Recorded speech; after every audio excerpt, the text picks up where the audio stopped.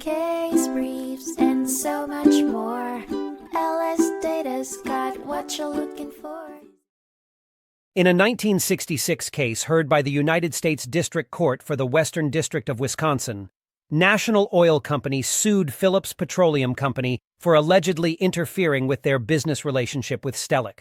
National claimed that when Phillips terminated their contract with National and chose to work with Scott Burgess instead, Stellick followed suit and ended their relationship with National. The court had to determine if Phillips had committed tortious interference with the contract between National Oil and Stellick, and whether that relationship was terminable at will. The relationship in question involved National investing around $195,000 in Stellick's business, in which Stellick and Howarth sold and delivered fuel oil to consumers, taking a commission from the sales and being treated as employees of National for certain purposes. The court ultimately granted the defendant's motion for a directed verdict, finding that there were too many uncertainties regarding the amount of damages incurred, whether Stellick would have remained with National, and whether other companies would have agreed to a jobbership arrangement with National if Phillips had not interfered. The court ruled that even if there had been interference, it was permissible in this case due to the limited protection for contracts that can be terminated at any time.